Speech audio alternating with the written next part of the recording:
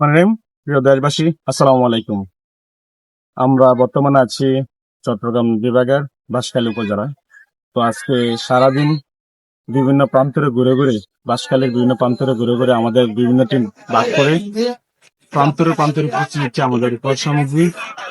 তো একটা সংবাদ যে বাঁশখালীতে যে পরিমাণ পানি ছিল, বর্তমানে আলহামদুলিল্লাহ অনেকটাই পানি কমে গেছে। যদি এরকম বর্তমান প্রখর থাকে তাহলে 2 দিনের মধ্যেই যে রাস্তার মধ্যে ভাসমান পানিগুলো ছিল, রাস্তা থেকে পানিগুলো আশা করি নেমে যাবে।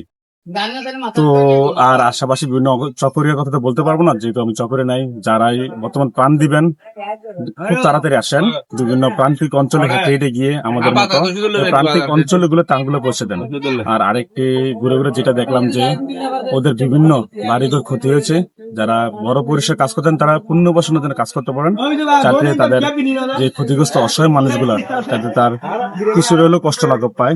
আজকে দেখতে পেলাম যে বিভিন্ন প্রান্তিক অঞ্চলে মানুষ সামনে থেকে এসে ত্রাণ দিয়ে চলে যায়, কিন্তু আমরা চেষ্টা করেছি যে একদম প্রান্তিক যেখানে ত্রাণ একবারই পৌঁছানি সেখানে ত্রাণ পৌঁছে দেওয়ার। তো আপনারা যারা আসবেন ওটি খুব তাড়াতাড়ি আসেন, এবং কি যে প্রান্তিক জায়গাগুলো আছে সেগুলো ত্রাণ বিতরণ করে দেন।